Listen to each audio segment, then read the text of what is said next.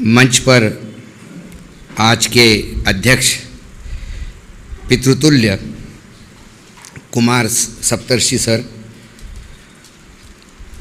बाकी मंचासीन युवक क्रांति दल के पदाधिकारी और क्रांति की आस दिल में जिनके है वो तमाम आज के श्रोता, इन सबको अभिवादन करता हूँ। सबसे पहले महात्मा गांधी जी को नमन करते हुए माफ़ी मांगता हूँ, क्योंकि मुझे भी नहीं लगा था कि अमृतकाल यानी 75 साल देश आज़ाद होने के बाद पत्रकारिता के साथ साथ मुझे ये काम भी करना पड़ेगा जिसे मराठी में गोंधळ, जागरण या जनजागरण का काम है।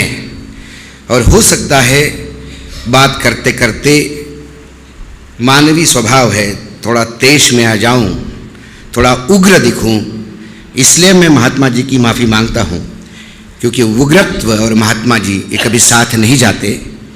लेकिन फिर बापू आपने जिनके भरोसे देश छोड़ा वो इतने नालायक निकले कि फिर एक आज़ादी की लड़ाई लड़ने के लिए आज जनता को जागरूक करने की ज़रूरत पड़ी है। आज का विषय है वेध लोकसभा निवडणुकींचा। हा वेध नाही, याला मी वेड लोकसभा निवडणुकीचं म्हणतोय। ये पागलपन है। ये पागलपन दो गुजरातियों का है जो देश कब्जाना चाहते हैं। ये पागलपन मैं भारतीय जनता पार्टी को पूर्ण रूप से इसमें दोषी भी नहीं मानता। मैंने भारतीय जनता पार्टी का वो रूप भी देखा जहां कुशाभाऊ ठाकरे भी थे, अटल जी भी थे, अडवाणी जी भी थे। विचारधाराएं अलग अलग हो सकती है। इस देश ने लेफ्ट की भी सरकारें देखी है, इस देश ने मिलीजुली सरकारें भी देखी है, इस देश ने कांग्रेस की भी सरकारें देखी है, राइट लेफ्ट सेंटर सब विचारधाराओं की सरकारें विभिन्न राज्यों में थी, केंद्र में भी थी। लेकिन ऐसा पागलपन, ऐसा वहशीपन, इतनी लालच सत्ता का मक्खन खाने की मैंने किसी में नहीं देखी। आदमी सत्तानीसीन होता है क्योंकि उन्हें समाज के लिए कुछ काम करना होता है। उसके पास एक ब्लूप्रिंट होता है कि मैं मेरे देश को मेरे विचार से एक मैल दो मैल और आगे ले जा सकता हूँ।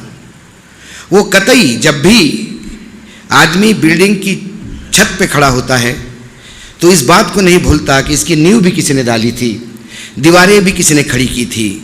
आज मैं छत पे हूँ, मेरे आने वाली पीढ़ी इस छत पे भी और कुछ बनाएगी। ये निरंतर है इस देश में। राजनीतिक दल आते हैं जाते हैं, सरकारें आती हैं जाती हैं, लेकिन किसी ने भी सरकार को अपनी बाप की बपोती नहीं समझी। लेकिन दुर्भाग्य है कि ऐसे पागलों के हाथ में ये सत्ता सौंपी गई है कि आज देश इस मुकाम पे पहुंचा है कि फिर से वही लड़ाई लड़ने के लिए हमें सब इकट्ठा होना पड़ रहा है। जो लड़ाई महात्मा गांधी, लोकमान्य तिलक, आगरकर जैसे तमाम लोगों ने लड़ी और अंग्रेज को जिसके सूरज अस्त नहीं होता था उन्हें उखाड़ के फेंक दिया, क्या आज हम उस स्थिति में पहुँचे हैं? ये सवाल मैं आपसे पूछता हूँ, क्योंकि मैं भी आप में से एक हूँ। जो समाज में चल रहा है वो मैं अकेला नहीं देख रहा हूँ। इसलिए नहीं कि मैं पत्रकार हूँ इसलिए मुझे दिखाई देता है। मैं महाभारत का संजय नहीं हूँ कि मुझे दिव्य दृष्टि है, सिर्फ मुझे दिखाई देता है और आपको नहीं दिखाई देता है। सवाल है कि जो ज्वलंत प्रश्न इस देश के सामने है, बेरोजगारी का हो, किसानों का हो, महंगाई का हो और रुपए के मूल्यों का हो, हमारी गिरती हुई अर्थव्यवस्था का हो, ये तमाम चीज़ें, लॉ एंड ऑर्डर का हो, जो धर्मांधपना जो चल रहा है देश में, जो हिंदू मुसलमान अलग अलग गुटों में बांटने का प्रयास किया जा रहा है, खान पान पे, रहन सहन पे उंगलियां उठ रही है, पब्लिक लिंचिंग हो रही है, व्यभिचारों को, और जितने भी लोग व्यभिचार में तृप्त है, भ्रष्टाचार में लिप्त हैं, जो हर उस काम में जिसे हम गैर कानूनी कहते हैं, वो भाजपा का गमछा डाल के पवित्र होने की बात करता है। इस संक्रमण काल में ये मैं नहीं देख रहा हूँ, आप भी देख रहे हैं। सिर्फ मेरी स्थिति आज ऐसी है कि मैं उस हनुमान के सामने हनुमान चालीसा पढ़ रहा हूँ, सिर्फ इसलिए कि इस हनुमान को अपनी ताकत का एहसास हो इस हनुमान को अपने ताकत का एहसास हो कि वो अकेला नहीं है, वो मात्र इंसान नहीं है। टाटा बिरला हो, मुकेश अंबानी हो, या अडानी हो, या नरेंद्र मोदी खुद हो, वोट तो एक ही है, मोदी है और अमित शाह है करके 4 वोट नहीं डाल पाएंगे। जितनी कीमत आपकी है उतनी ही कीमत उनकी है। ये वो यज्ञ है। और 2024 क्यों? क्योंकि 2024 के बाद, सही कहा वक्ता ने मेरे पहले, ना हम होंगे बोलने के लिए, ना आप होंगे सुनने के लिए। आप उस युग में चले जाएंगे कि हमारी वाणी सुनने के लिए आपके कान में शीशा पिघलाया जाएगा और हमारे सर कलम किया जाएगा, क्योंकि हमने सत्ता को पूछा है। हम सत्ता को ललकार नहीं रहे। हम सत्ता परिवर्तन इसलिए चाहते हैं कि हम किसी राजनीतिक दल के विरोधी नहीं हैं। मैं सत्ता परिवर्तन इसलिए चाहता हूं कि इस सत्ता को पाने के लिए, इस देश को आज़ादी दिलवाने के लिए लाखों लोगों ने शहादत दी है। इस देश का संविधान बनाने के लिए ऐसा नहीं है कि आंबेडकर जी सुबह उठे और उनके सिरहाने पे एक किताब लिखी पड़ी थी, उनने बोला मिल गया संविधान मिल गया। इस संविधान पे सैकड़ों घंटे चर्चाएं हुई है। विश्व के बेहतरीन संविधानों को स्टडी किया गया है, उनमें से बेहतरीन चीजें उठाई गई है। और फिर जब यह संविधान तैयार होकर इस देश ने अपने आप को अर्पित किया, वो गौरवान्वित क्षण जो है वो इस देश के लिए नहीं, मानव संस्कृति के लिए एक महानतम क्षण था।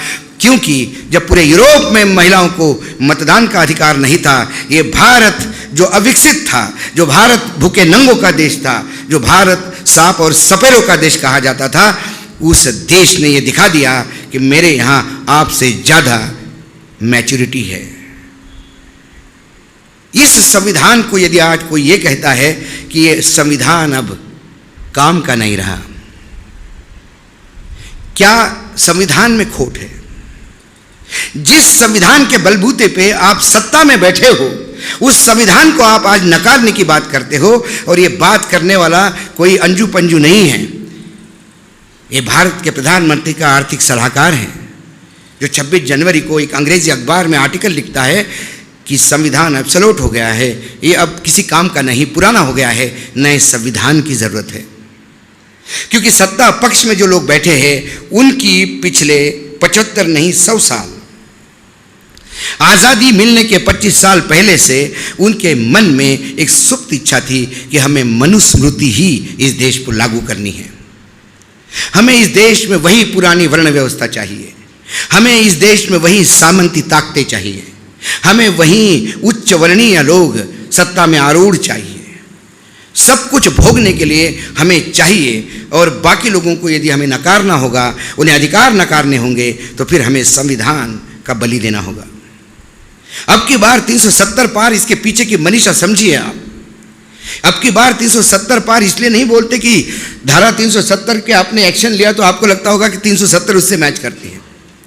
370 इसलिए चाहिए कि फिर आपके पास 2/3 मतदान होगा, और जब 2/3 मतदान होगा, ये पागल सांड खुला छूटेगा, ये हर एक को 145 करोड़ लोगों को रोनता हुआ जाएगा। ये सामने दिख रहा है कि ये संकट सामने दरवाजे पे आके खड़ा हुआ है, और इसके बाद भी लोग जगने को तैयार नहीं। तो फिर लगता है कि अब गांव-गांव जाके लोगों को बताना पड़ेगा कि तुम्हारी ताकत क्या है। डराने का सवाल नहीं है, वस्तुस्थिति बयान करने से भी यदि कोई डर रहा होगा तो आप समझ लेना कि वस्तुस्थिति कितनी भयावह है। हमारे देश की आर्थिक स्थिति की बात करें तो जब देश 2014 में नरेंद्र मोदी ने अपने हाथ में लिया तो मात्र 54 लाख करोड़ का कर्जा था। आज देश पे 205 लाख करोड़ का कर्जा है। कितने गुना कर्जा बढ़ गया ये आप देखिए। जब पेट्रोल की कीमतें बढ़ी तो आदरणीय अर्थ मंत्री ने लोकसभा में कहा कि मनमोहन सिंह ने पेट्रोल बॉन्ड लिए थे, उसकी भरपाई करने के लिए हमें पेट्रोल की कीमतें ऊंची करनी होती है। उन्होंने मात्र 30 लाख करोड़ के बॉन्ड लिए थे, और वो बॉन्ड 1,25,000 करोड़ के बॉन्ड लिए थे, और उस बॉन्ड पे 10,000 करोड़ रुपए हर साल ब्याज जाता था। 10 साल के बॉन्ड थे। उस बॉन्ड के चुकाते चुकाते वो 1.5 लाख तक पहुंच गया, 1.25 लाख करोड़ तक पहुंच गया। लेकिन उसी पीरियड में हमारे देश ने पेट्रोलियम पे ड्यूटी बढ़ा के 7 लाख करोड़ रुपए इकट्ठा किए। 1.5 लाख करोड़ के नाम पे 7 लाख करोड़ इकट्ठा करते हो और फिर बदनाम करते हो कि मनमोहन सिंह ने लिया। चलो ठीक है, सरकार ने बॉन्ड लिया, सरकार का दायित्व है कि पुराने सरकार के कर्जे उतारने होंगे। मैंने कई अर्थशास्त्रियों को पूछा, मैंने कई विदेश के अर्थशास्त्रियों के बारे में पढ़ा। जब भी कोई सरकार बॉन्ड लेती है तो वो 5 साल का प्रोजेक्शन रहता है, 1 साल, 3 साल, 5 साल, 8 साल, 10 साल, 12 साल का बॉन्ड सरकार तब लेती है जब सरकार आर्थिक कुचक्र में फंसी हुई रहती है कि नहीं, इसको निकलने में हमको थोड़ा टाइम चाहिए, इसलिए 12 साल के लिए कर्जा लेती है। आपको आश्चर्य होगा, 2023 में नरेंद्र मोदी सरकार ने 50 साल के लिए बॉन्ड लिखे हैं। 2073 में जो सरकार होगी, वो सरकार का जो मुखिया होगा, प्रधानमंत्री, वो कोसेगा कि कौन महामूर्ख था जिसने इतना कर्जा लेके रखा है। आज मेरी नानी याद आ रही है मुझे कर्जा चुकाने में। जब मैं कहता हूं कि हम लंका होने के कागार पे हैं तो लोग हंसते हैं, बोले आप डराते हो। कहां से लंका होंगे? फला कंपनी कहती है कि हम आगे हैं, फला कंपनी कहती है हम आगे हैं, पहला सर्वे कहता है कि हम बड़े प्रोस्पेक्टिव हैं। अरे वेस्टर्न ब्लॉक तो कहेगा कि आपकी इकोनॉमी सुधर रही है, क्योंकि उनको इंडिया में आना है। 143 करोड़ का कंज्यूमर बेल्ट, इतना बड़ा कंज्यूमर ग्राहक कहीं नहीं मिलेगा उनको। तो हर लोग कहते हैं कि भाई आपकी इकोनॉमी बहुत अच्छी हो रही है, हमको आने दो आपके यहाँ। वो तो अपने इकोनॉमी पे कब्जा करने के लिए आपको ये बताते हैं, लेकिन आपको ये पता है कि पिछले बार जो बजट हुआ उसमें से 50% ऊपर जितनी कमाई थी सरकार की, वो सब ब्याज और कर्जे में देने को पड़ गई है। और मेरा दावा है 2027-28 का जो बजट होगा उसमें जितनी इनकम होगी पूरा का पूरा ब्याज और मुद्दल चुकाने में चला जाएगा और हमारे पास टोटल 100% डिफिसिट होगा। और फिर हम कहेंगे कि विकास की गाथा हो रही है। जब भी कोई कहे कि ये क्या हो रहा है, इतना डिफिसिट कैसा है, इतना घाटा क्यों है, फौज जवान सरहद पे है, उनके लिए चाहिए। तो अभी तक 75 साल में 2014 में आए भाई साहब आप। इसके पहले इंदिरा गांधी ने पाकिस्तान के 2 टुकड़े किए, इसके पहले हमने युद्ध जीते हैं, हमारे सैनिक लड़े हैं, तब तो जरूरत नहीं थी। कौन सी जरूरत है? आत्मनिर्भर भारत। किस भारत को आत्मनिर्भर करने जा रहे हो? आपका भारत है कहां? 700 किसान मरने पे यदि ये कहे कि मेरे लिए मरे क्या, तो फिर भारत किसानों में नहीं तो आपका किसान आपका नहीं है। पुलवामा जो हुआ वो किया गया या करवाया गया, ये प्रश्न चिन्ह वहां के गवर्नर छोड़ के जाते हैं और उसका जवाब देने में सरकार शर्मसार है। क्यों नहीं प्रधानमंत्री सीना चौड़ा करके बताते हैं अपने 56 इंच सीने से ये झूठ बोल रहे हैं गवर्नर? क्यों नहीं? अमित शाह स्टेटमेंट देते हैं, इतने दिनों के बाद क्यों बोला? अरे सही बोला या गलत बोला ये तो बता। जो अपने राजनीतिक हवस के लिए सैनिकों की शहादत भी देते हो, ऐसे को राजनीतिज्ञ नहीं, इनको नराधम कहा जाता है। ये राक्षसी प्रवृत्ति के लोग हैं और इनके साथ लड़ने के लिए एकजुट होना जरूरी है। रावण, मैं हमेशा कहता हूं, रावण ने सीता का हरण साधु के भेष में किया था। फिर एक बार रावण आ गया है जटा बढ़ा के, फिर रावण आ गया है दाढ़ी बढ़ा के, फिर रावण राम का नाम लेते हुए आया है। फिर से एक बार सीता का हरण मत होने दीजिए, क्योंकि यहां सीता लोकतंत्र है। लोकतंत्र के मूल्यों को यदि इनको जपना है, ये कहते हैं कि हमें लोकतंत्र में हमारा विश्वास है। यदि लोकतंत्र में आपका विश्वास है तो फिर दिल्ली सरकार के लिए जो अधिकार दिए थे सर्वोच्च न्यायालय ने, संविधान की दुहाई देते हुए दिए थे, तो फिर ऐसे में आपको क्या जरूरत पड़ी कि एक कानून लाके एक इलेक्टेड जो चुनी हुई सरकार है उसको फिर आपने शक्तिहीन किया? ये कौन सा लोकतंत्र है मोदी जी? इसका जवाब किसी के पास नहीं है। भाजपा के किसी कार्यकर्ता को पूछो कि ऐसा क्यों किया मोदी जी ने, बताएं। क्या मात्र आम आदमी पार्टी विरोधी पार्टी है इसलिए किए? और यदि भाजपा की सरकार थी तो फिर तो आपकी ही चलनी थी, क्योंकि भाजपा में तो सरकार होती नहीं, रबर स्टैंप होते हैं, पपेट्स होते हैं, कळसूत्री बाहुली ज्याला म्हणतो आपण, और वही चलाते हैं। कौन सा मुख्यमंत्री है? आज अस्मिता की बात करते हैं, महाराष्ट्र की भूमि पे बैठे हैं सर हम। छत्रपति शिवाजी महाराज का नाम लेते एकनाथ शिंदे आते हैं। एकनाथ शिंदे को पूछना चाहिए कि क्या आपकी औकात है क्या महाराज छत्रपति शिवाजी महाराज का नाम लेने के लिए? छत्रपति शिवाजी महाराज दिल्ली के तख्त को ललकार के आए थे। छत्रपति शिवाजी महाराज ने जीते जी दिल्ली को नचाया था।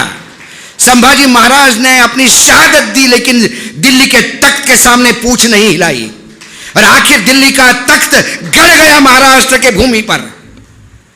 यह है महाराष्ट्र की ताकत। ये सत्ता के लिए इतने भूखे हो गए कि पमेरियन बन के दिल्ली में जाके पूछ लाते हैं और अपने आप को छत्रपति शिवाजी महाराज के वंशज कहते हैं।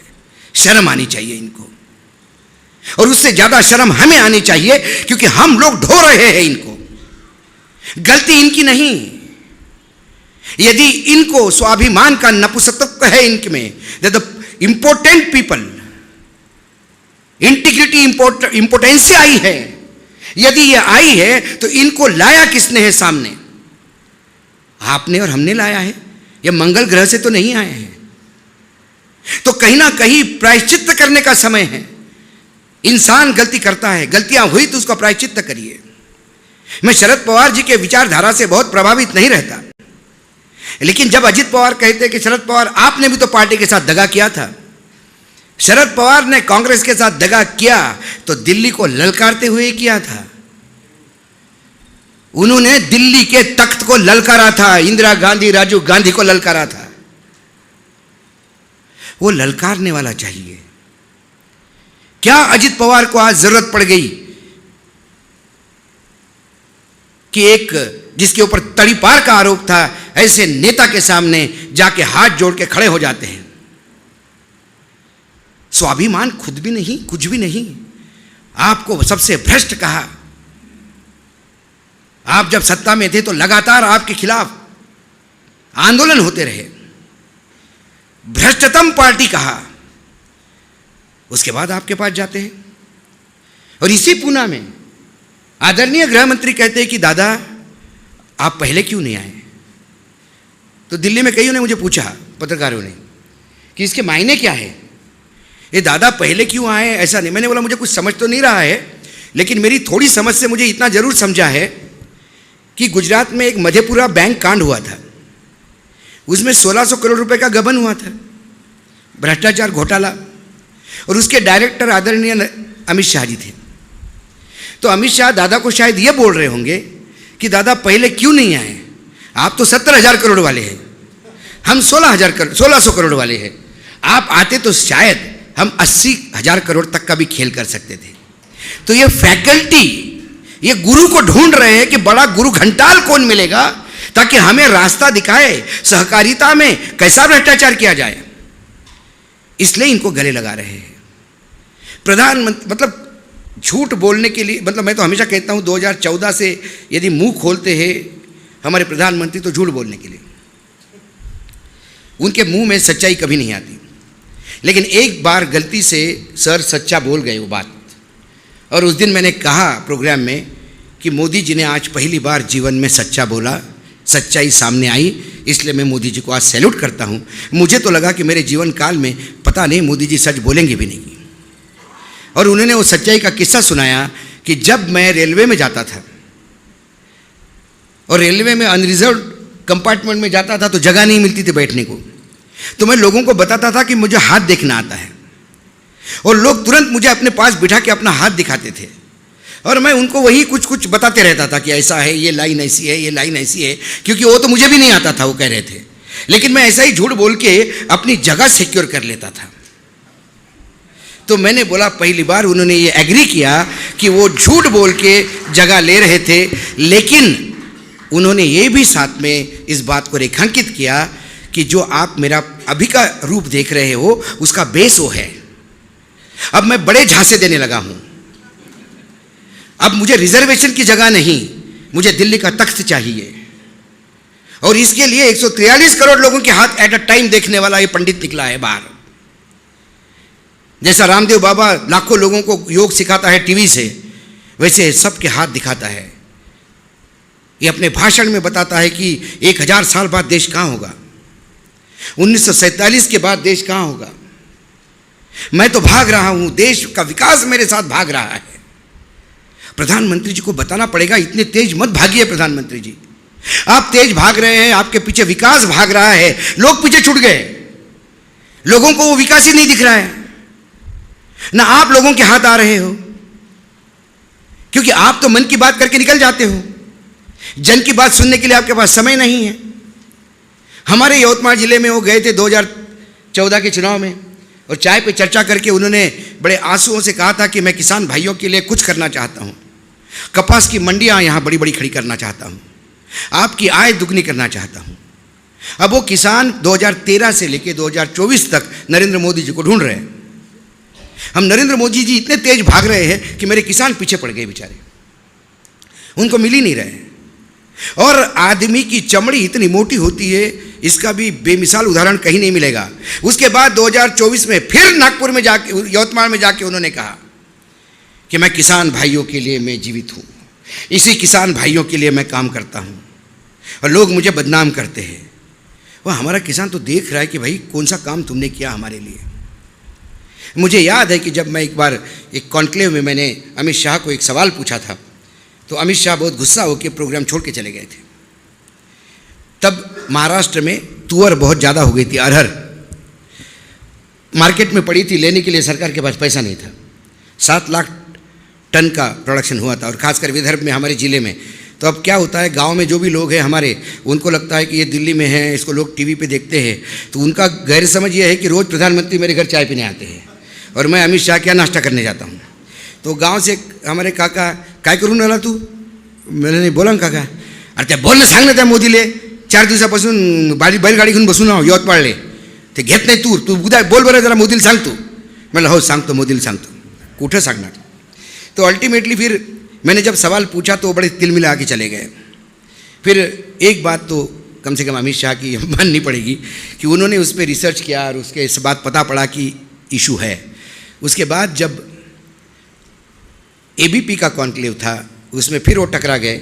तब तक मुझे कई लोगों ने कहा कि तुम थोड़ा अमित शाह से दूर रहो, क्योंकि उस दिन वो माइक छोड़ के ऐसे पटक के भाग गए तुम्हारे चक्कर में, तो थोड़ा सा केयरफुल रहो। तो आदमी सब दूर से तो लड़ लेता है, जब घर में आपके पत्नी 3 बार बोलने लगती है कि तुम समझते नहीं हो, बच्चा छोटा है, तुम क्या कर रहे हो, तो मैंने बोला चलो आज एबीपी में फिर आखिरी गेस्ट है तो ज़्यादा सवाल पूछेंगे नहीं। लेकिन ये इंसान जब जा रहा था स्टेज पे, तो उन्होंने मुझे देखा और मेरे पास आ गए। बोला कैसे हैं अशोक जी? मैंने बोला भाई साहब फिर टकरा गए। हाँ बोले अभी 2-4 दिन तो ऐसे ही टकराएंगे, लेकिन धन्यवाद आपका, आपने मुझे करेक्ट किया, आप जो बोल रहे थे वो बात सही थी। और फिर मैंने देवेंद्र जी से बात भी की और कुछ पैसा भी दिया है, वो होगा। तो मैंने बोला आप बुरा मान जाते हैं, आपको जाना नहीं चाहिए था। तो बोले नहीं आपकी भाषा बहुत गलत थी। तो मैंने बोला शुरुआत आपने की थी, तो जैसा उसी भाषा में जवाब दूंगा ना, जो आपने परोसा है वही खिलाऊंगा। तो मैंने आज तो मैं पूछूंगा नहीं, आप आराम से बैठिए। बोले नहीं आज मैं स्टेज से पूछूंगा कि अशोक वानखेड़े चुप क्यों हैं।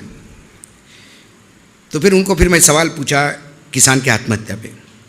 तब उन्होंने कहा कि आत्महत्या हम रोक नहीं पाएंगे, मैं मानता हूँ, इसके लिए किसानों को बीज सस्ता देना होगा, खाद सस्ता देना होगा, इंफ्रास्ट्रक्चर देना होगा, पानी की व्यवस्था, बिजली की व्यवस्था करनी होगी, भंडारण की व्यवस्था करनी होगी, फूड प्रोसेसिंग की यूनिट लगाने होंगे, बहुत सारे बड़े प्रोजेक्ट हैं और इसके लिए थोड़ा समय चाहिए। तो मुझे और 5 साल चाहिए। उसके बाद 7 साल हो गए, किसान वहीं के वहीं हैं, आत्महत्या वहीं का वहीं है। आप 2000 रुपये इधर से देते हो, यूरिया यानी खाद पे 18% GST, बीज पे 18% GST, बाकी ट्रैक्टर लो तो ट्रैक्टर के साथ जो एक्सेसरीज़ है उस पर GST 12%।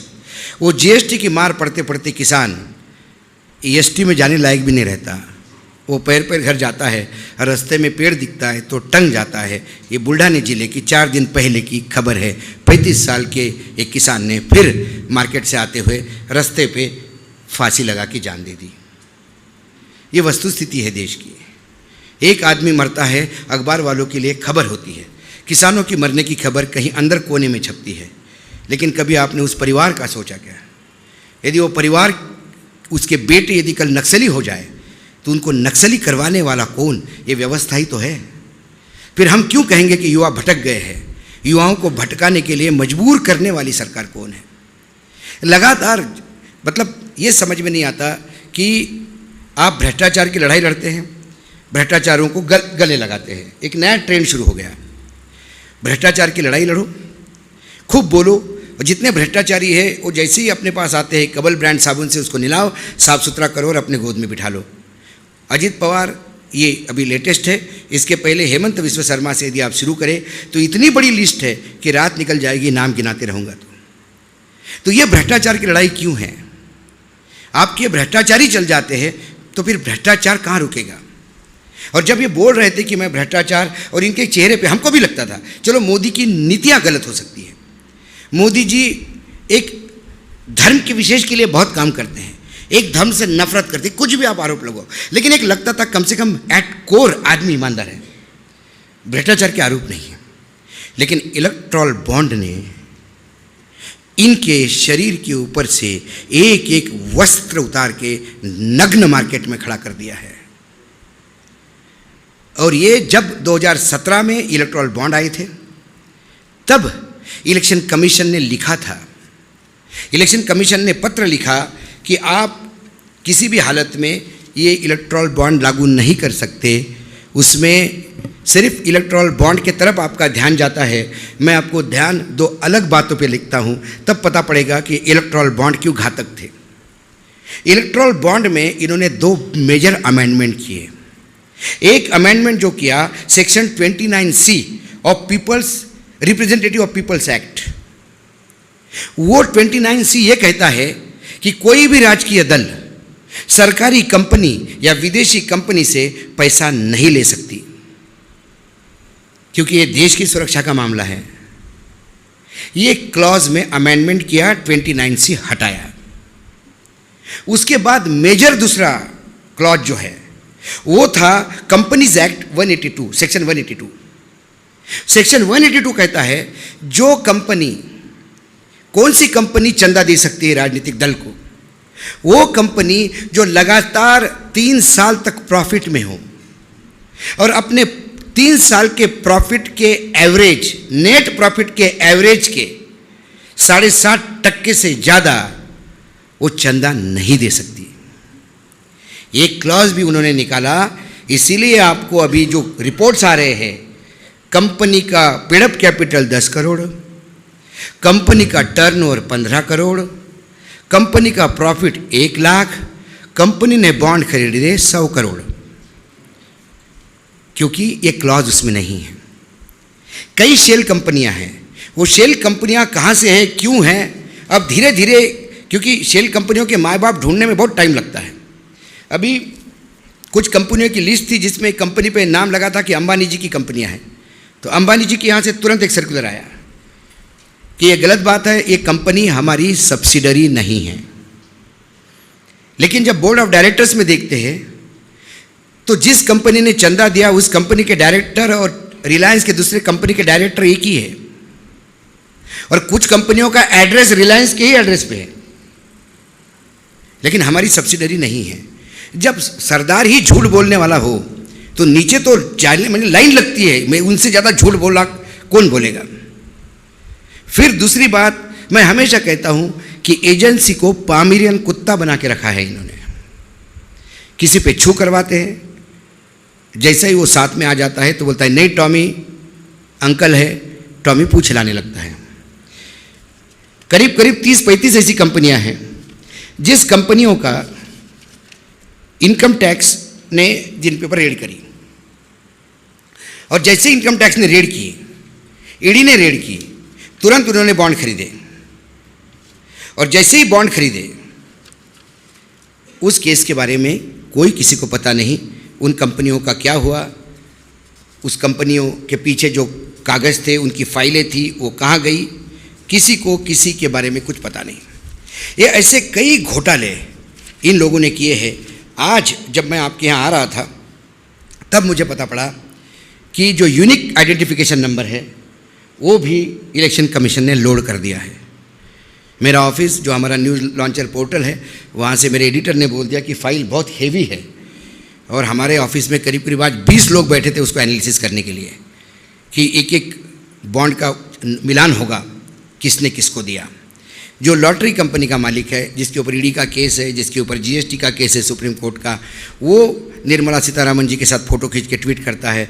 फिर वो रेड होने के 2 दिन बाद तुरंत अपना पकड़ लेता है बॉन्ड्स, और उसके बाद जैसे ही बॉन्ड पकड़ लेता है उसकी जय जयकार हो जाती है, फिर वो अच्छी कंपनी बन जाती है। एक तो आपकी महाराष्ट्र का उदाहरण संभाजीनगर पाइपलाइन। संभाजीनगर में वाटर पाइपलाइन डालने का 1437 करोड़ 95 लाख का कॉन्ट्रैक्ट था, GVPR इस कंपनी का। ये कंपनी जम्मू कश्मीर, उड़ीसा और मध्य प्रदेश में ब्लैक लिस्ट है। जम्मू कश्मीर और मध्य प्रदेश में इसके खिलाफ FIR दर्ज है। ये वही कंपनी है जिसने एक टनल बनाया था 4 धाम यात्रा का, और वो टनल दब गया था, घुस गया था नीचे, जिसमें 41 लोग 16 दिन तक अटके रहे थे। ये वो महान कंपनी है। इस कंपनी का 2 फरवरी को प्रोजेक्ट पूरा होना था, नहीं तो 1 लाख रुपए रोज की पेनल्टी थी। डिपार्टमेंट ने पेनल्टी की फाइल दे दी है, एकनाथ शिंदे की मिनिस्ट्री उस फाइल पे बैठी हुई है। लेकिन 2 फरवरी आने के 23 दिन पहले इन्होंने 10 करोड़ के बॉन्ड खरीदे हैं। ये भी पता पड़ जाएगा कि कौन डकैत है जिसने महाराष्ट्र के जनता के टैक्स पे डका डाला है। ये जो 1437 करोड़ है, ये अजित पवार, देवेंद्र फडणवीस और एकनाथ शिंदे ने अपना टेम्पो या अपनी बिल्डिंग या अपनी FD तोड़ के नहीं दिए। ये हम लोगों के खून पसीने की कमाई है, और ये कमाई ये लोग लगातार लूट रहे हैं। ये लोगों के सामने लाना है, क्योंकि ये बार बार कहते हैं कि मैं पाक साफ हूँ, मेरे पीछे है ही कौन। मेरा सवाल है, जब तुम्हारे पीछे कुछ है ही नहीं तो फिर इतनी हवस क्यों? ये सवाल भी मैं मोदी जी को पूछता हूँ। जब आपका परिवार आपके साथ नहीं है, आपकी पत्नी आपके साथ नहीं है, आपके भतीजे कोई आपके साथ नहीं है, आप कहते हो कि 143 करोड़ जनता मेरा परिवार है, तो फिर 143 करोड़ में अपने ही परिवार का जेब कोई काटता है क्या? कौन बाप रात को जाके अपने बेटे के पर्स से पैसे चुराता है? और यदि ऐसा करता होगा तो वो बाप साइकिक प्रॉब्लम है, उसको मानसिक तज्ञ की उपचार करना बहुत जरूरी है। ये कौन कर रहा है, किसके लिए कर रहा है? क्योंकि आपको चुनाव में पैसा देना है, आपको 50 खो के एकदम ओके करने के लिए पैसा चाहिए। और अमित शाह का फिर बेशरमपना की एक इंतहा है। उन्होंने स्टेटमेंट दिया कि भाई हमको तो 6000 करोड़ रुपए मिले हैं बॉन्ड से, हमारे 300 सांसद हैं, तो 6000 करोड़ मिले तो क्या बुरा हुआ? सवाल 6000 करोड़ या 1000 करोड़ मिलने का नहीं है अमित शाह जी, सवाल है किसने दिए हैं। यदि आपने फिरौती वसूली है, 3 कंपनियां हैं, देखिए, जो नॉन बैंकिंग फाइनेंशियल कंपनीज हैं, उस कंपनी पे पहली बार 2018 में फाइनेंस मिनिस्ट्री के इंटेलिजेंस यूनिट ने एक पूरे देश में सर्वे किया, और उस सर्वे में करीब करीब 4000 कंपनियां ऐसे निकली जो मनी लॉन्ड्रिंग के लिए बनाई गई थी। उन्होंने ईडी, सीबीआई, इनकम टैक्स को कहा कि इस कंपनियों पे आप लगातार नज़र रखिए, और पब्लिक डोमेन में बताया कि ये कंपनियां मनी लॉन्ड्रिंग वाली है, इनसे दूर रहिए। ये पब्लिक को समझाती है। अब उसमें एक कामना credit and properties private limited, Calcutta registered company, UP के चुनाव थे 4 जनवरी को 2022 में, इसने 5 करोड़ के बॉन्ड खरीदे। इनोसेंट मर्केंटाइल प्राइवेट लिमिटेड दूसरी कंपनी है, जब जनरल इलेक्शन हो रहे थे 2019 के, इन्होंने 25 करोड़ के बॉन्ड खरीदे। Renuka investment fix and finance limited, general election हो रहे थे 2019 के, इन्होंने भी 5 करोड़ के बॉन्ड खरीदे। ऐसे कई कंपनियां हैं। ये तो 3 नाम तो मैंने बताए, ऐसे 300 नाम हैं। कि जो ब्लैकलिस्ट कंपनी है, जिस कंपनी को सरकार कहती है इनसे दूर रहे, इन ब्लैकलिस्ट मनी लॉन्ड्रिंग वाली कंपनियों को गले किसने लगाया? वो पैसा कहाँ गया? वो बॉन्ड किसने दिए किसको? इनकम टैक्स रेड होने पे बाद मुझे नहीं लगता कि इस देश में अभी इतना ज़्यादा क्लियरिटी और कैरेक्टर इतना ज़्यादा बड़ा हो गया कि इनकम टैक्स जिसके ऊपर रेड हो गई, ईडी की रेड हो गई, कि वो पश्चाताप के नाम पे सप्तर्षि साहब के पास आके बोलेंगे कि हमने बहुत बुरा काम किया साहब, हम कुछ अच्छा काम करना चाहते इसलिए इस फाउंडेशन के लिए 2 करोड़ रुपए दे रहे। ये समय अभी नहीं आया है। राहुल गांधी के पास कोई नहीं जाएगा, मेरे पे ईडी की रेड हो गई ले लो, या अशोक वानखड़े के पास नहीं जाएगा। बहुत दिन से कह रहे थे ना मैं फ्रॉड हूँ, देखो रेड हो गई वानखड़े जी आपके लिए। ये उसी को गया है जिसको बोला गया है कि माँ बाप ख्याल रखो, और माँ बाप ने इनका ख्याल रखा है। ईडी, मैं अभी अनिल देशमुख का मैंने इंटरव्यू लिया, और जब मैं उनसे बात कर रहा था तो आंखों में पानी आ रहा था। मतलब आप किस लेवल पे जाते हो? 100 करोड़ का उसके ऊपर आरोप लगाया, और जब इन्वेस्टिगेशन हो रहा था तो सब कह रहे थे कि 100 करोड़ किसने कहा? जज ने भी कहा कि 100 करोड़ कहाँ से है? तो बोले पुलिस कमिश्नर साहब ने आरोप लगाए। पुलिस कमिश्नर साहब ने एफिडेविट जमा किया कि मेरे पास कोई प्रूफ नहीं है, ये लोगों की सुनी सुनाई बातें मैंने सुन ली थी अधिकारियों की। एक आईपीएस ऑफिसर जो कमिश्नर पद पे जाता है मुंबई के, उसके पहले वो एसपी रहा होगा, एडिशनल एसपी रहा होगा, जिलों में रहा होगा, कई कोर्ट केसेस में चालान पेश किए होंगे, कानून का ज्ञाता होगा। क्योंकि उसको बोला गया था कि आप 100 करोड़ का आरोप लगाओ, हमको इसको अंदर करना है। अंदर इसलिए करना है कि उसको बोला था कि तुम एफिडेविट दो कि 100 करोड़ रुपए मुझे उद्धव ठाकरे और शरद पवार ने बोले थे कि इकट्ठा करने के लिए। अनिल देशमुख ने कहा मैं नहीं कर सकता। दूसरे दिन दूसरा एफिडेविट गया, बोले अच्छा शरद पवार के आपके अच्छे संबंध है, शरद जी को छोड़िए, आप उद्धव का नाम ले लीजिए। वो बोला नहीं ले लूँगा। 13 महीने जेल में रखा उस आदमी को, और उस सेल में रखा जहाँ कसाब रहता था। दोनों तरफ से वेल्डिंग किए हुए आयरन की शीट थी, बाहर क्या चल रहा है कोई पता नहीं था, ऊपर एक लाइट और पंखा, नीचे ज़मीन पर बैठ के 24 घंटे यदि 13 महीने रहोगे तो आपका मानसिक संतुलन खत्म हो जाएगा। सिर्फ गलती इसकी कि उसने नहीं माना देवेंद्र फडणवीस की बात, क्योंकि आपको सरकार गिरानी थी। लेकिन देवेंद्र फडणवीस को भी मालूम नहीं था कि वो अपने आप को चालाक समझते, लेकिन उनके भी बाप गुजरात वहाँ बैठा हुआ है। मी येणार म्हणत होते सारखे, त्यांना हे माहीत नव्हतं की ते लंगडत येणार। गुजरातियों ने उनसे बड़ा गेम करवाया, उनसे सरकार गिरवाई, और जब मुख्यमंत्री बनना था तो उप मुख्यमंत्री बना के औकात दिखा दी। और फिर आत्मसम्मान नाम की कोई चीज़ होती तो वो कहते कि मैं उप मुख्यमंत्री नहीं बनूंगा, मैं पार्टी का काम करूंगा। लेकिन आत्मसम्मान और वर्तमान में भाजपा, इसका कोई लेना देना नहीं। कैरेक्टर और भाजपा, इसका कोई लेना देना नहीं। भ्रष्टाचार की लड़ाई और भाजपा, इसका कोई लेना देना नहीं। व्याभिचार दाई नेम भाजपा, क्योंकि भाजपा का व्याभिचार से कोई लेना देना नहीं। और ये कैरेक्टर पार्टी का इसलिए बना, पार्टी विद द डिफरेंस, चाल चरित्र चेहरे वाली ये पार्टी इतनी नीचे गिर गई है कि अब संघ को भी चिंता हो रही है कि ये पार्टी अब जाएगी कहाँ।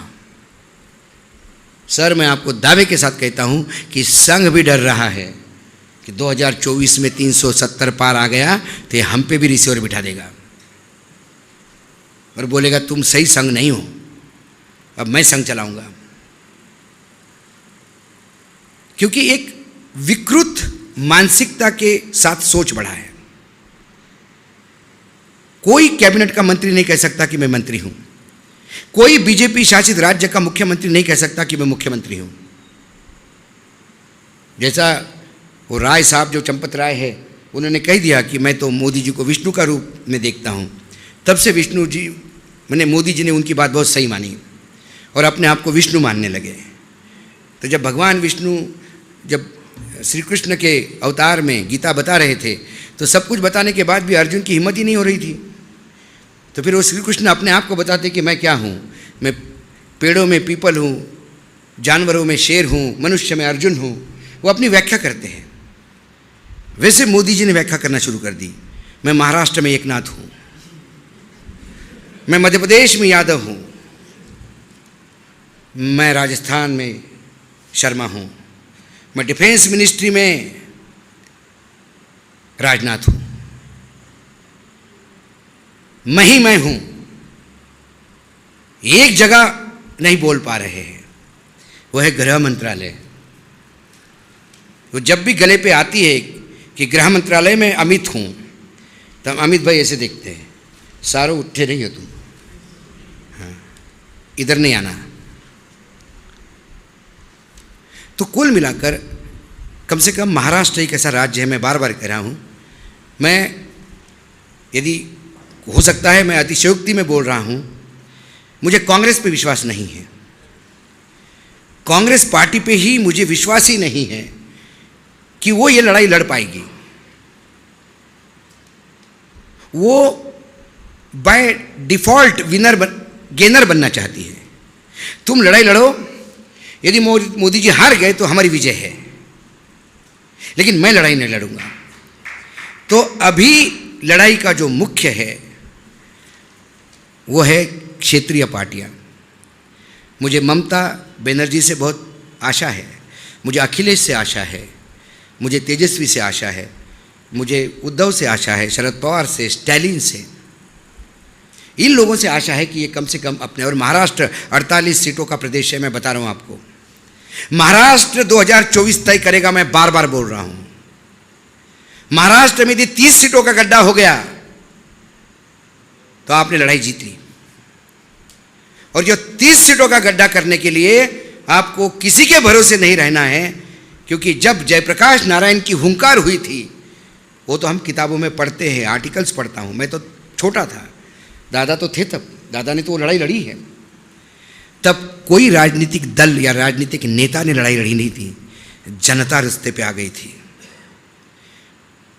क्योंकि जब संसद आवारा होती है तो जनता रास्ते पे उतरती है। अब संसद आवारा हो चुकी है। जिस संसद में विरोधियों को बोलने नहीं जाता, निष्कासन का रास्ता अपनाया जाता है, जिस संसद में बिना चर्चा किए बिल पास होते हैं, जिस संसद में रिकॉर्ड पे झूठ बोला जाता है और झूठ परोसा जाता है, उसे आवारा नहीं कहेंगे तो क्या कहेंगे? जहां स्पीकर बंधुआ मजदूर बनता है सत्ता का, जहां राष्ट्रपति मौन धारण करके बैठती है, ना कोई दिखती है उनको, ना कोई सुनाई देता है, ना कोई बोलने के लिए तैयार है। जब मणिपुर जल रहा था तो एक दिन मुझे फ़ोन आया रात को 9 साढ़े 9 बजे, संडे का दिन था, ड्राइवर नहीं था, मैं गाड़ी चला रहा था, फ़ोन बार बार बज रहा था। तो मुझे लगा पता नहीं कौन रात को 9 बजे इतना क्यों बार बार फ़ोन कर रहा। तो मैंने गाड़ी साइड को लगा के इरिटेट होते पूछा, बोले हेलो, बोले अशोक। बोले कौन? महिला का आवाज़ था। बोले अनुसुईया। बोले कौन अनुसुईया? अनुसुईया तुम्हारी बड़ी दीदी अनुसुईया उइके बोल रही हूँ, मणिपुर गवर्नर। मैंने अरे, क्योंकि जब कंबाइन मध्य प्रदेश था तब से हम जानते थे उनको, हमारी पत्रकारिता और उनकी राजनीति साथ में शुरू हुई। तो ऐसे कई नेता हैं कि स्ट्रगल के दिनों में वो हम साथ में बैठ के एक दुकान पे चाय पीते थे कि मेरा टिकट कट रहा है, हमने बोला यार हमारी भी औकात नहीं दिलवाने की, ऐसी बात होती थी। इसके एक बार मिल को देखो दीदी, इसको मिल के देखो, तो वो संबंध थे। बोले अशोक दिल हल्का करना है, तुझसे बात करनी है। मैंने बोलो दीदी क्या हुआ? तो उसने जो मणिपुर का वृत्तांत बताया मैं आपको बयान नहीं कर सकता। और जब बता रही थी तो फूट फूट के रो रही थी। मैंने बोला दीदी आप गवर्नर हो, ऐसा रो मत। बोले बेडरूम में बैठ के बैठी हूँ बेटा, तुझसे ही दिल हल्का कर सकती हूँ। जो रिपोर्ट हो रहा है उसके 1000 गुना चीज़ें हुई है। बोले आप समझ सकते हो क्या हुआ मणिपुर का। और ये इसको नराधम नहीं कहूँ तो क्या कहूँ, शब्द नहीं है मेरे पास। मैं भी एक इंसान हूँ, मैं भी मेरे देश के प्रधानमंत्री की इज्जत करता हूँ, लेकिन यदि वो काम करे तो रावण को रावण नहीं कहूँ तो क्या कहूँ, नराधाम को नराधम नहीं कहूँ तो क्या कहूँ।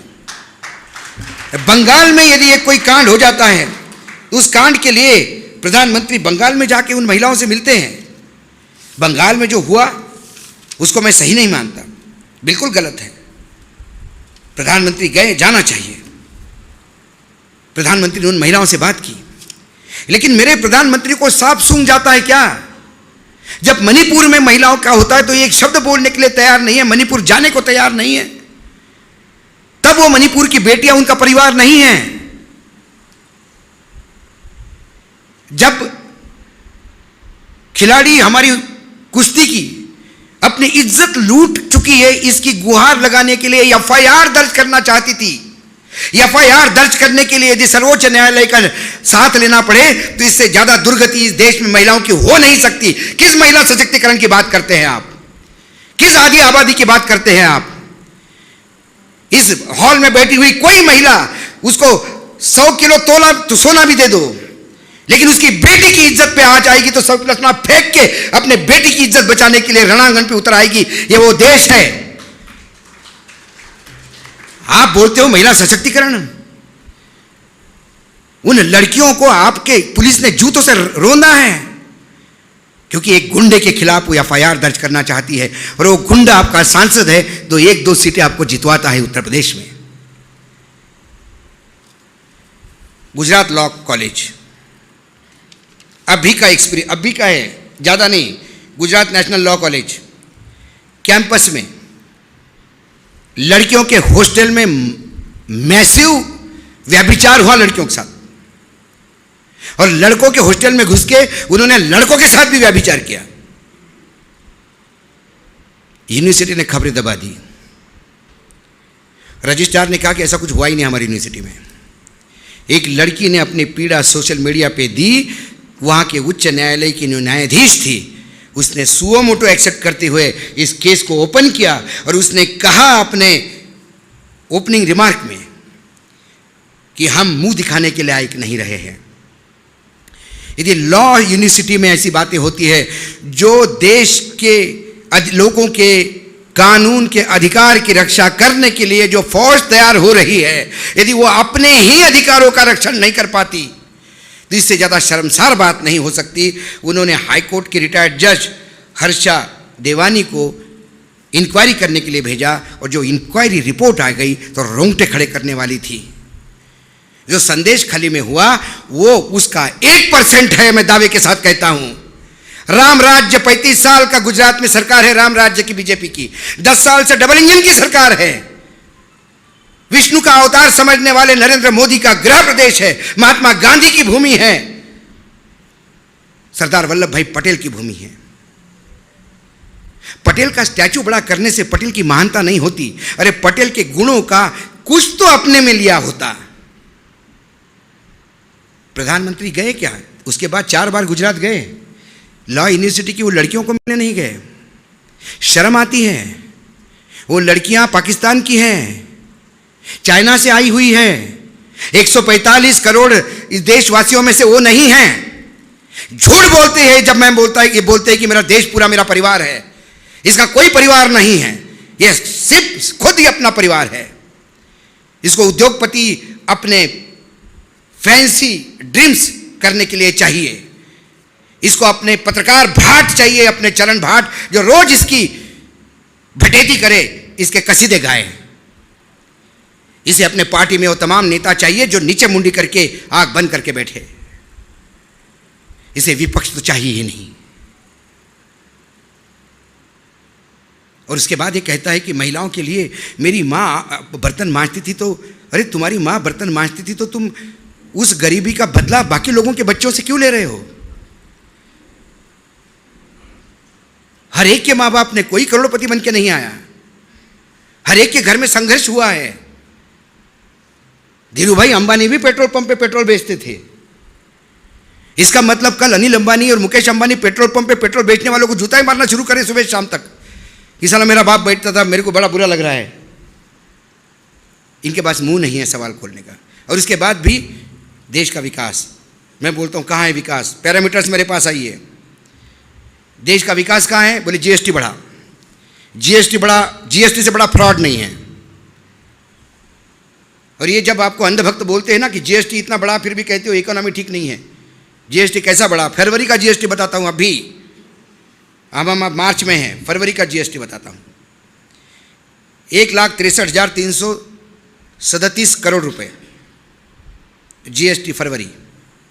उनमें से central GST 31,785 crore, state GST 39,615 crore और आईजीएसटी 84,094 करोड़। ये आईजीएसटी क्या है?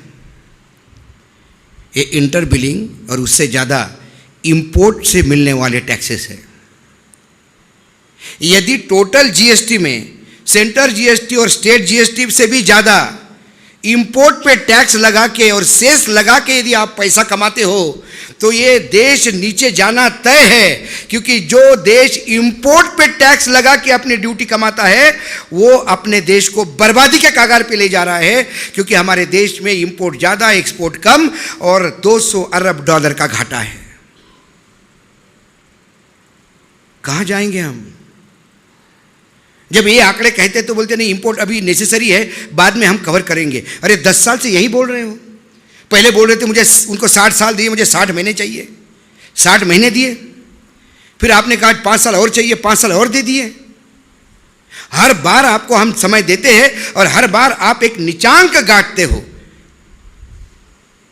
और फिर झूठ बोलते हो कि हमने देश बहुत प्रगतिशील है, मंगलयान भेजा, रामलला आ गए हैं। अरे बाबा, रामलला आ गए तो आ गए, आगे क्या? रामलला के लिए तो लोग डोनेशन दे रहे हैं, वो तो 56 भोग खाएगा। लेकिन रामलला के वहाँ जो दिए लगते हैं, 85 लाख दिए और 80 लाख दिए और 90 लाख दिए का जो Guinness book of world record बनाते हो, वो दिया बुझने के बाद उस दिए से तेल लेने के लिए छोटी छोटी बच्चियां पुलिस के डंडे खाती है। शर्म आनी चाहिए, शर्म आनी चाहिए राम के मंदिर में जाने के पहले। मेरा राम उस मंदिर में है ही नहीं यदि मेरे छोटी बच्चियां वहां पुलिस के डंडे खा रही हैं। मेरा राम वहां नहीं हो सकता। मेरा राम तो शबरी के बेर खाता है, मेरा राम केवट की धन्यवाद देता है। मेरा राम रईस को चोचले नहीं पालता। सर्वोच्च न्यायालय ने जब बॉन्ड पे बात करी तो प्रधानमंत्री कह गए कि सुदामा आता है श्री कृष्ण को मिलने और पोटली में से कुछ निकाल के देता है तो सर्वोच्च न्यायालय को तकलीफ है। अरे भाई, क्या सुदामा है तुम्हारे? ये कौन से चावल ला रहे हैं? क्या डायमंड के बना के ला रहे हैं क्या? एक एक चावल 1400 करोड़ रुपए, 500 करोड़ रुपए। और यदि ऐसे सुदामा इस देश में हैं तो फिर हमारी और अपनी जगह कहाँ है दादा? ढूंढे, आध्यात्म में ढूंढो को सुदामा से भी गरीब कोई था क्या? क्योंकि हमें यही मालूम था कि सुदामा सबसे गरीब ब्राह्मण था। यदि सबसे गरीब ब्राह्मण अब्जोपति है तो फिर मैं और आप कहाँ, मतलब हमारी जगह कहाँ है? हम पाताल में जाएं? बेशरम, सब बेच के खाया है। और ये वस्तु स्थिति आपको बतानी है लोगों के सामने, ये चीजें सामने लानी होगी। ऐसा नहीं कि यहाँ आके भाषण देके, मतलब कीड़ा नहीं है भाषण देने का, मैं, ये मेरा प्रोफेशन ही नहीं है। मैं भाषण देने वाला नहीं हूँ। हम 10-10 मिनट पे 5-5 मिनट के प्रोग्राम करने वाले लोग हैं, 1 घंटा बोलने की बात नहीं है। लेकिन लगता है कि जब फेल सब हो गए तो किसी ना किसी को तो गांडी उठाना होगा। तुनीर पे तो बाण चढ़ाने होंगे, बाण तो चलाने होंगे। भले ही अकेला चले, साथ में लोग आते हैं, मिलते हैं, सुनने वाले लोग भी हैं और मेरे जैसे बोलने वाले लोग भी हैं। लेकिन सुनने वालों की तादाद कम है। हो सकता है डर के नहीं सुनते होंगे, हो सकता है कि एक अदृश्य मनमोहन देसाई की पिक्चर के सपने में रहना चाहते हो, इसलिए सच्चाई देखना नहीं चाहते। लेकिन आप सच्चाई से कब तक भागते फिरोगे? ये आपके सामने भूत आके खड़ा हो जाएगा। मैं बार बार बोलता हूँ, आप तो, हमने तो ज़िंदगी जी ली है, हम चले जाएंगे तो आने वाले श्राद्ध के दिन हमारे पोते हमारे फोटो को जूते से नहीं मारे, इसीलिए ये करना पड़ रहा है। कोई कौवे का इंतज़ार नहीं करेगा, कोई घास नहीं डालेगा, मैं बता रहा हूँ आपको, क्योंकि तब तक आप जिंदगी नरक बना चुके होंगे इस देश में। मैं ये नहीं कहता हूँ कि कोई राजनीतिक दल ठीक है, लेकिन ऐसे मर्द को चुनाव जिताइए कि जो आंखों में आके डाल के पूछे कि ये गलत है या सही है, बता। वहाँ जाके पूछ हिलाते हुए होयबा होयबा बोलने वाले लोग नहीं चाहिए। और यदि ऐसे सांसद भेजोगे तो ये आपका अपमान है। नपुंसकों को आगे भेजोगे तो वो आपके रिप्रेजेंटेटिव है। और फिर आप में भी पौरुषत्व कहाँ से आएगा यदि आपके नेता ऐसे हो तो। इसलिए ये यज्ञ है। 2000 के चुनाव, 2024 के चुनाव, ये चुनाव मात्र नहीं, ये देश की एक दिशा देने वाली तय होगी। और यदि ये देश उस गर्त में चला जाएगा तो फिर 100 साल लड़ाई लड़नी पड़ेगी। मैं बता रहा हूँ आपको, 100 साल लड़ाई लड़ने के बाद आपको फिर एक नए सूरज के इंतजार करना पड़ेगा। लेकिन क्या भारत भूमि पे 100 साल का कोई अभिशाप है? मुगल आ गए 100 साल चले गए, अंग्रेज आ गए 100 साल चलेंगे, और ये फैसिस्ट लोग आएंगे, धर्मांध लोग आएंगे और ये 100 साल राज करेंगे। देश बचेगा नहीं। ये देश को बचाना है। हमने और आपने क्या खोया होगा, लेकिन जिन लोगों ने खोया वो ऊपर बैठे हैं। एक दिन हमको भी ऊपर जाना है, जवाब तो देना है। वह कम से कम नज़र में नज़र तो मिला सकते हैं कि हाँ, हमने जितना हो सका उतना तो किया, बाकी सब जाने। इसीलिए मैं धन्यवाद देता हूँ दादा को। दादा ने कहा, मैं आज पढ़ रहा था, बहुत बढ़िया, एक बहुत बड़े सटायरिस्ट थे, व्यंग्यकार, हरिशंकर परसाई, मध्य प्रदेश में बहुत ज़बरदस्त व्यंग्यकार। तो मेरा सौभाग्य रहा कि मैंने उनको आमने सामने देखा है, ब्लड फ्लैश में। मैंने उनका इंटरव्यू किया है और बहुत जिंदा दिल इंसान थे, लेकिन वो अंतिम दिनों में थे। उनके 6 महीने बाद उनका देहांत ही हो गया, तो मैं उतना ही सौभाग्यशाली समझता हूँ। तो उन्होंने कुछ लाइनें लिखी हैं। चंदा मांगने वाला और चंदा देने वाला एक दूसरे की शरीर की गंध बाखूबी पहचानते हैं। लेने वाला गंध से जान लेता है ये देगा या नहीं, और देने वाला भी मांगने वाले शरीर की गंध समझ लेता है कि यह बिना लिए टल जाएगा या नहीं। यह हरिशंकर परसाई ने तब लिखा था जब उन्हें नरेंद्र मोदी नाम के कैरेक्टर के बारे में जानकारी नहीं थी। नहीं तो वो नहीं लिखते। वो ये लिखते कि वर्तमान में जिसको चंदा लेना है वो आगे जो भी सज्जन आए उसके शरीर पे केमिकल डाल के गंध पैदा कर लेगा कि मुझे गंध आ रही है, तू चंदा देगा। बोले माए बाप मैं नहीं, गंध आ रही है, ईडी सीबीआई बाहर बैठी है, देख ले, देगा। तो डरो मत। ये बहुत बड़ा शूरवीर नहीं है। जो आपको डराता है उससे बड़ा डरपोक कोई नहीं होता। और इसके कई उदाहरण मैं देता हूँ, और एक मोदी जी का स्वयं का उदाहरण मैं दूंगा। और ये कोई झूठ नहीं है, ये रिकॉर्डेड बात है। ये आपको पुलिस की डायरी में रिकॉर्ड मिलेगा। बात ये हुई है कि मोदी जी नए नए चीफ मिनिस्टर बने थे और गांधीनगर में नया राजधानी बना था। तो सारे बंगले मंत्रियों की एक तरफ और एंड में बड़ा बंगला मुख्यमंत्री का। रात में धड़म करके आवाज़ आई। मुख्यमंत्री जी जो पैर में था, जो शरीर पे था, वो लेके भागे घर के बाहर और जोर जोर से चिल्लाने लगे, गाड़ी खोलो, गाड़ी खोलो, गाड़ी खोलो। गाड़ी बुलेट प्रूफ थी। तुरंत ड्राइवर रात के 1:30-2 बजे नींद में भागा आया। उसके पास जो भी पहना था, बोला गाड़ी निकालो, गाड़ी निकालो। सिक्योरिटी अलर्ट हो गई, सबको गया कि सीएम बाहर निकल रहे हैं, कहाँ जा रहे हैं किसको पता नहीं। डीजी तक बात हो गई, सारी पुलिस वाले रास्ते पे आ गए, सीएम कहाँ जा रहे हैं, सीएम कहाँ जा रहे हैं। सीएम अहमदनगर की तरफ अहमदाबाद की तरफ निकले। तो रास्ते में सब डीजी वगैरह सब आ गए, घेर लिया। बोले सर क्या हुआ? फिर ये गाड़ी से भी उतरने में बाहर डर रहे थे, तो इन्होंने कांच नीचे की। बोला बम से हमला हुआ है घर पे। सबके पैरों की जमीन खिसक गई। नरेंद्र मोदी के घर पे बम पे हमला। उसके बाद इन्वेस्टिगेशन हुआ, उनको सेफ जगह पे लेके जाया गया। सारे लोग लग गए इन्वेस्टिगेशन में। हुआ यूँ था कि पीछे से एक बाईपास जा रहा था, उस बाईपास पे एक ट्रक का टायर फट गया था। समझा बुझा के उनको वापस लाया गया। लेकिन पुलिस डायरी में वो दर्ज हुआ मामला कि सूचना मुख्यमंत्री के घर पे बम से हमला, और फिर बाद ही दर्ज हुआ वो टायर फटा पाया गया। ये रिकॉर्डेड है। तो आप डरो मत। अब की बार 300 पार, अब की बार 700 पार, ये वार क्राई है। चेहरे पे वो ताकत नहीं है। अब की बार 130 पार के लाले पड़े हैं। 270 के आंकड़े पे पहुंचने में मुश्किल हो रही है। तो आप इस बात से निश्चिंत रहिए। आप टेलीविज़न के सर्वे पे, लोगों के भाषणों पे, इन पे मत जाइए। मैं हमेशा कहता हूँ कि हर हर महादेव का नारा तो हर युद्ध में लगता था छत्रपति शिवाजी महाराज से। वो नारा तो पानीपत में भी लगा ना, पानीपत हुआ ना। तो ये नारा जोश देने के लिए होता है। तो ये 370 पार और 300 पार जो है वो बीजेपी के कार्यकर्ताओं के लिए है, मतदाताओं के लिए नहीं है। मतदाताओं के लिए ये आर पार की लड़ाई है और मतदाताओं को इस बार प्रजातंत्र को पार करना है। मतदाताओं को ये देखना है कि इस बार ये रावण सीता को लेके लंका ना पहुंचे।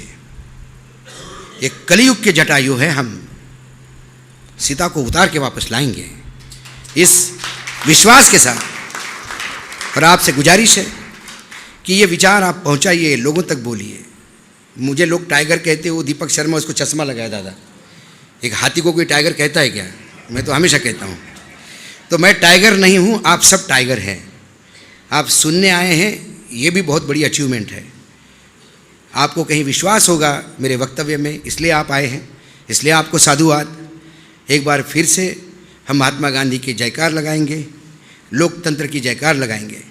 महात्मा गांधी की, देश के लोकतंत्र की, संविधान की। जय हिंद, जय महाराष्ट्र।